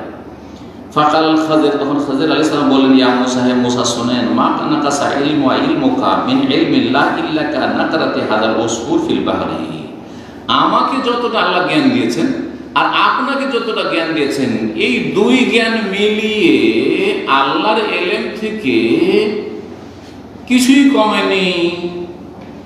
শুধুমাত্র এতটা বলা যেতে পারে, যেমন সাগর থেকে একবার বা দুইবার ঠোকর মেরে যে পানি খেলো এই পাখিতে, তাতে কতটা পানি কমেছে সাগরের? কিছু বোঝা যাচ্ছে পানি কমেছে? হ্যাঁ, আরে হাজার হাজার মানুষ পানি খেয়ে তো বোঝা যাবে না যে পানি কমে গেছে সাগরে, ঠিক কিনা? তো একটা পাখিতে একবার বা দুইবার ঠোকর মেরে পানি খেয়েছে, ওতে কি বা কমলো? ঠিক তেমনি আল্লাহর এলেম এত প্রশস্ত এবং আল্লাহ পরিব্যাপ্ত সবকিছুকে, তার থেকে সামান্য এলেম আমাদেরকে দেওয়া হয়েছে, এই এক ঠোকর আর দু ঠোকর পানির মতো। আল্লাহ, তাতেই মানুষের অহংকার। আল্লাহ হিদায়াত দান করুন এবং আল্লাহ আমাদের হেফাজত করুন। মানাকাসা এলমে, আমার এলম এবং আপনার এলম আল্লাহর এলমে কমাতে পারেন ইল্লা কানাকারাতি হাযাল উসফুর, যেমন এই যে ঠোকর মেরেছিল এই পাখিটি বা ওই পাখি বা চড়ুই পাখি ফিল বাহরে সাগরে এতটা আমেদ আল খাজর ইলা লাউহি মিন আলওয়াহিস সাকিনা। তারপরে খাজির আলাইহিস সালাম করলেন কি, সেই নৌকোর একটি কাঠের উদ্দেশ্যে এগিয়ে গেলেন আর তার ফানাজ সেই কাঠটিকে উঠিয়ে নিলেন, ছিদ্র করে দিলেন, ভেঙে উঠিয়ে নিলেন সেটিকে। ফাকাল মুসা মুসা আলাইহিস সালাম তখন আপত্তি তুললেন, কমন হামালুনা বেগাইরে নওলিন, এমন এরা এই সব ভাইয়েরা এই জাতি যে আমাদেরকে তাদের নৌকায় বহন করলো, চাপালো, বেগাইরে নওলিন, বিনা কোনো বিনিময়ে, কিচ্ছু নিল না, ফিরি ফিরি। আর আমার তাইলা সাফিনাতে, অথচ আপনি তাদের নৌকার উদ্দেশ্যে এরকম কাজ করলেন যে আপনি সেটাকে আপনি ফুটো করে দিলেন। ফুটো করে দিলেন কি করলেন? খারাপ তাহা, সেটাকে আপনি ফুটো করে দিলে তো করে কাহা লাহা, এখন তো নৌকো বসে সব ডুবে যাবে, তাদেরকে ডুবিয়ে ফেলবেন আপনি, কারণ পানি ওঠা শুরু হবে, আর পানি উঠলে সব ডুবে যাবে কিছুক্ষণের মধ্যে। আপনি কি করলেন? কাল, আমি কি বলিনি, আলাম আকুল ইন্নাকা লান তাসতাতি'a মা'িয়া সাবরা, আমি কি বলিনি যে নিঃসন্দেহে আপনি আমার সাথে ধৈর্য ধারণ করে থাকতে পারবেন না? কারণ আপনি দেখবেন আপত্তিকর কিছু আল্লাহ সৃষ্টি জগতে ঘটছে যেটা আপনার নজরে আপত্তিকর, কিন্তু তার রহস্য রয়েছে, এতে কোনো কল্যাণ আছে ভিতরে, আপনি তো এগুলো বুঝবেন না, সেই জন্য ধৈর্য ধরতে পারবেন না, আপনি এতরাজ করে ফেলবেন।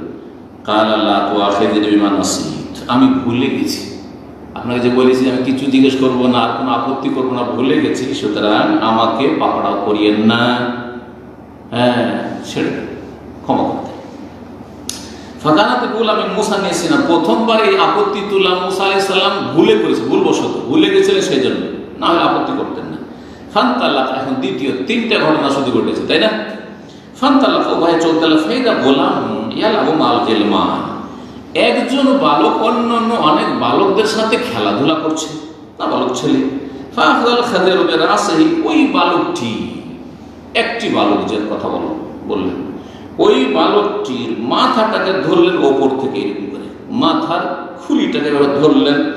ফাখতালা রাসাহু, আর তারপরে তার মাথাটিকে উপড়ে ফেললেন, বেয়াদি হাত দিয়ে ছিঁড়ে দিলেন গলা থেকে। সুবহানাল্লাহ, আল্লাহ কত শক্তি দিয়েছেন যে ছেড়ে দিলেন। ফাকালা মুসা, এখন তার বরদাস্ত করা যায় না, মনে আছে যে আমি কোনো ইতরাজ করবো না, কোনো কথা বলবো না, ধৈর্য ধারণ করতে গেলে এর উপর ধৈর্য ধরা যায়? একটা নিষ্পাপ বাচ্চাকে মেরে ফেলে দিলে এইভাবে, এত বড় অন্যায়, তো অন্যায় প্রতিবাদ করা দরকার, তাই না? এবার তো প্রতিবাদ করছে। মুসা বলছে আকাতালতা নাফসান যাকিয়াতান বিগাইরি নাফসিন লাকাদ জিতা শাইয়ান নুকরা, আয়াতের অংশ কোরআন কারিমে রয়েছে এটা। আপনি এমন এক নিষ্পাপ, জাকিয়া পাক পবিত্র, মানে নিষ্পাপ বালককে হত্যা করে ফেললেন, বেগাইরে নাফসিন, অন্য কোন মানুষ খুন করা না করেও, মানে অন্য কোন জানের বদলাই নয়, এমন বিনা কারণে আপনি, এমন নয় যে আপনি কেসাসে হত্যা করলেন, বেগাইরে নাফসিন।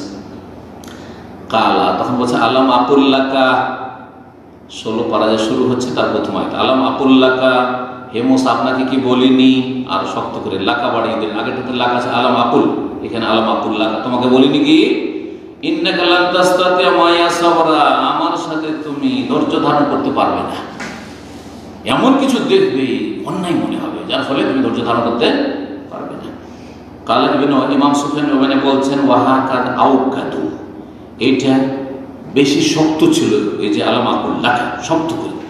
ফান্তালাকা, তারপরে বলেন আচ্ছা ঠিক আছে, আর কিছু বলবো না, আর কিছুই বলবো না, মুসা আলাইহিস সালাম বললেন, সংক্ষেপে এখানে করে দিয়েছে, কোরআনে কারিমে রয়েছে, তাহলে ঠিক আছে তাহলে। কালা ইন সাআলতুকা আন শাইইন বাদাহা ফালা তুসাহিবনি, শেষখানে মানে দুইবারের পরে এই ঘটনার পরে বললেন ইন সাআলতুকা আন শাইইন, বা এর পরে যদি কোনো কথা জিজ্ঞাসা করি বা কোনো আপত্তি তুলি, হ্যাঁ, ইন সাআলতুকা আন শাইইন বাদাহা ফালা তুসাহিবনি, তাহলে আমাকে আপনি সাথে নিয়েন না, আর সাথে নিয়েন না। কাদ বালাগতা মিন লাদুন্নি উযরা, আমার পক্ষ থেকে আপনি অজুহাত পেয়ে গেছেন, তাহলে যথাযোগ্য ওজোর পেয়ে গেছেন যে না আর সাথে রাখা যাবে না, কারণ বারবার আপত্তি করছে, ঠিক আছে? এবার শক্ত হয়ে গেল মুসা আলাইহিস সালাম, আর কোনো কথা বলবই না। ফান্তালাকা, চলতে লাগলো, হাত্তা আতায় আহলা কারিয়া, আসলেন এক জনপদের অধিবাসীদের কাছে, এক গ্রামবাসীর কাছে।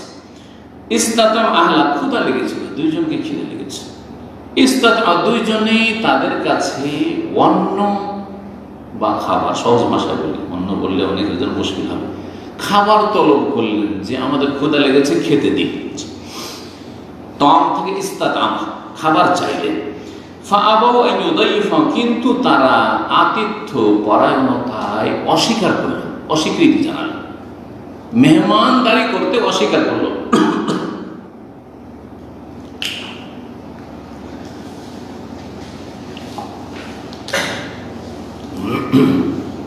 কত কৃপণের কৃপণ ছিল এই গ্রামবাসী, যে দুটো লোক যাচ্ছে খেতে চাইছে, খেতে দিল না, কারণ চেনে না। যত বড় ব্যক্তি হবে যদি না চেনে তো কোনো মূল্যায়ন করবে? মূল্যায়ন করবে? যদি আমাকে না চেনে কেউ তো কোনো মূল্য দেবে? কি আমাদের মধ্যে মানুষ, কি তাই না?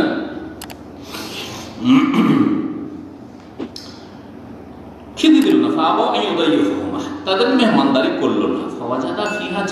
কিন্তু ওই গ্রামের এক পাশে দেখছেন একটি দেয়াল, একটা দেয়াল বাড়িয়েছে,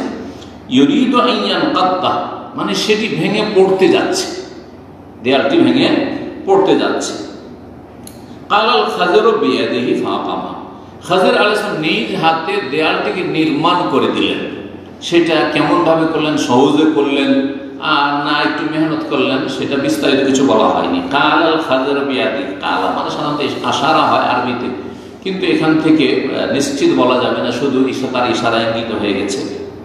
এই জন্য বাংলা অনুবাদক বলেছে সেই দেয়ালটি কি করে দিলেন, মেরামত করে দিলেন। হ্যাঁ, মেরামত করে দিলেন, ঠিক করে দিলেন, যাতে ভেঙে পড়ে না যায়।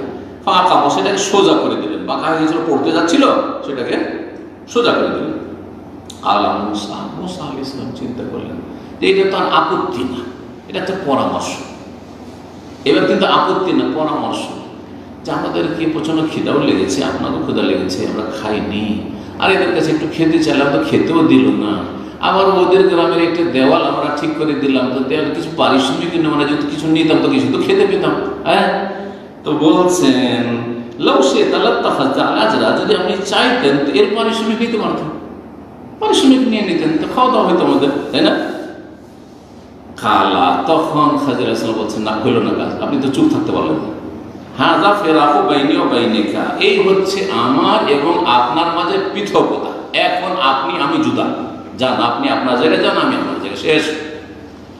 আল্লাহ সৃষ্টি জগতে যে সব রহস্য রয়েছে সেসব রহস্যের তিনটা দৃষ্টান্ত দেখিয়ে দিলাম। এখন এর উপর আপনি কিয়াস করেন পৃথিবীতে যা কিছু ঘটছে, যা কিছু ঘটছে কল্যাণ আছে, সেটা যাদের জন্য ঘটছে তাদের কল্যাণ থাকতে পারে, অন্যদের কল্যাণ থাকতে পারে, হ্যাঁ, আবার পার্থিব কল্যাণ থাকতে পারে, পারলৌকিক আখিরাতের কল্যাণ থাকতে পারে, দ্বীনি কল্যাণ থাকতে পারে, দুনিয়াবী কল্যাণ থাকতে পারে। বোঝা গেছে না? নাই করোনাতে এইরকমই বহু কল্যাণ আছে। এর উপর বেশ কিছু খুতবা মসজিদে হারামে হয়েছে, যেগুলো আমি অনুবাদ করেছি। করোনাতে অনেক কল্যাণ হয়েছে, অনেক খারাপ হয়েছে, এতে কোনো সন্দেহ নেই, তাই না?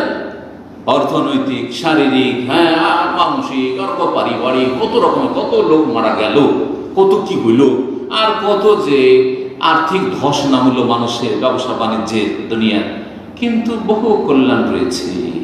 আশা তাকরাহু শাইআন ওয়া জাআলাল্লাহু ফীহি খায়রান কাসীরা, কোনো কিছুকে অপ্রীতিকর অপছন্দ মনে করছো, কিন্তু আল্লাহ তাতে খায়রের কাছে অজস্র কল্যাণ রেখেছে, হয়তো জানো না। তো তারপরে বলছেন যে হাযা ফিরাকু বাইনি ওয়া বাইনিক, এখানে আপনি আমি জুদা, যান আপনি আপনার জায়গায় যান, আমি আমার জায়গায়। কালেন নবী সাল্লাল্লাহু আলাইহি ওয়াসাল্লাম, নবী সাল্লাল্লাহু আলাইহি ওয়াসাল্লাম বললেন, ইয়ারহামুল্লাহু মুসা, মুসা আলাইহিস সালামের উপর আল্লাহ রহম করুন।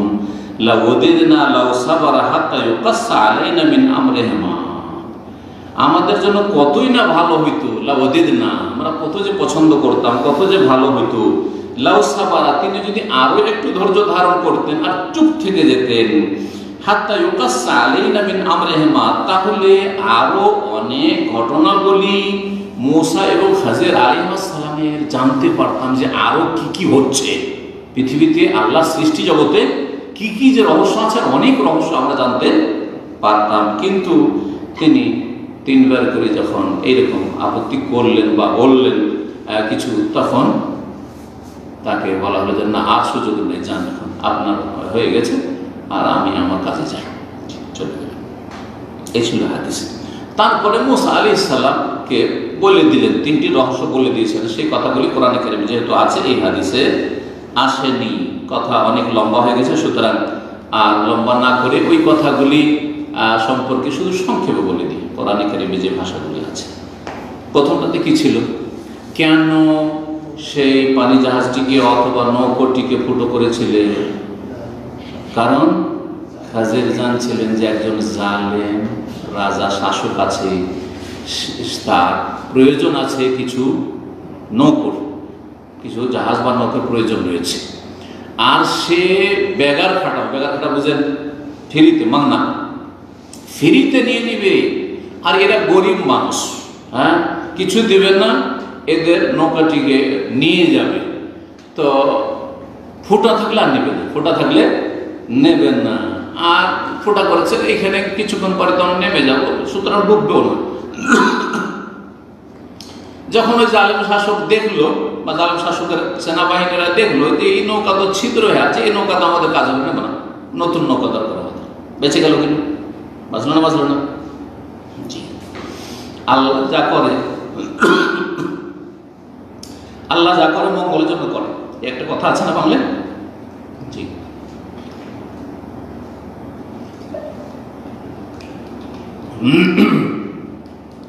সত্যি আল্লাহ যা করে কিসের জন্য?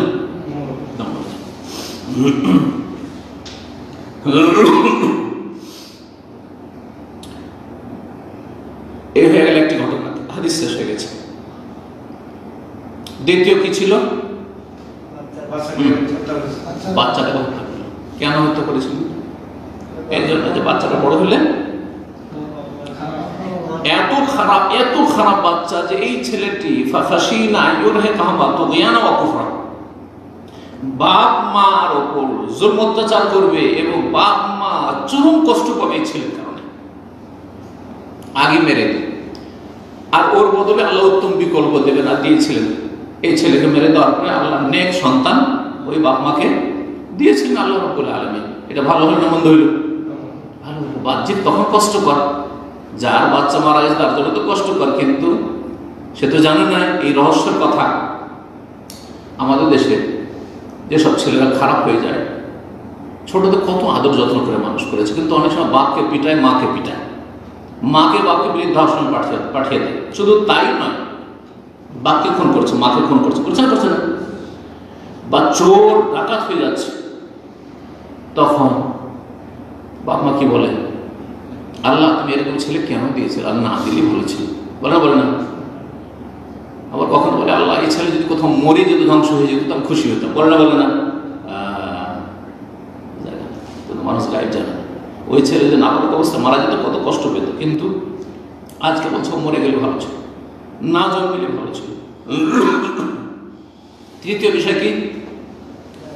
হ্যাঁ, দেয়াল ঠিক করে দিল। হ্যাঁ, দেওয়ালটা ছিল আম্মাল যে দারু ফাকান আলাইহিল ইয়াতীমাইনি ফিল মাদিনা, ওই শহরের 2 ইয়েতিম বাচ্চা ছিল। ওখান আবুহুমা সালেহ, বাপ মা বড় নেক লোক ছিল। আর ওর ওই দেয়ালের নিচে কি ছিল? ওখান তাহতাহু কানজুল লাহুমা, ওর বাপ রেখে গেছে, তখন তার ব্যাংকের যুগ ছিল না, তো স্বর্ণ চাঁদির টাকা কুইতে রেখে গেছে। আগের যুগে হাঁড়িতে করে কুইতে রাখতো, জানেন না? এসব ঘটনা আমাদের দেশে শোনা গেছে। অনেকে হাঁড়ি পায়, স্বর্ণের হাঁড়ি আর রূপার হাঁড়ি পায় মাটির তলে। তো প্রাচীন যুগে এরকম পুঁতে রাখতো সংরক্ষণ করে, কেউ জানে না, বাপ জানে। আচ্ছা, ওই দেওয়ালটা যদি পড়ে যায় তাহলে বেরিয়ে যাবে, তখন গ্রামবাসী জেনে নেবে, নাবালক ছেলেটা দিবে না, সব অন্যরা বেইমানি করে খেয়ে ফেলবে, দখল করে নেবে। আল্লাহ চাইলেন যে এরা বড় হয়ে যাক, আর তারপরে তখন যখন খনন করবে তখন এই খাজানা, এই ভান্ডার, এই টাকা পয়সা পেয়ে যাবে ছেলেরাও, তাদের হকে লাগবে, তারা নিজে ভোগ করতে পারবে। এটা কিসের বরকতে? ওয়াকানা আবুহুমা সালিহা, বাপ নেক ছিল সেটা। বাপ মা যদি কারো নেক হয় তো তার ওসিলাতে ছেলেমেয়েরা সুখে শান্তিতে থাকে। ভালো করে শুনে আপনি নেক হন, তাহলে আপনার ছেলেমেয়েরা আপনার বদৌলতে, আপনার নেক হওয়ার কারণে সুখে শান্তিতে দুনিয়াতে জীবনযাপন করবে, এবং আল্লাহ আপনার ছেলে মেয়েদের বারাকা দান করবেন ইনশাআল্লাহ। ওয়া জাযাকুমুল্লাহু খাইরান ওয়া সাল্লাল্লাহু আলা নবিয়িনা মুহাম্মদ ওয়া আলা আলিহি ওয়া সাহবিহি।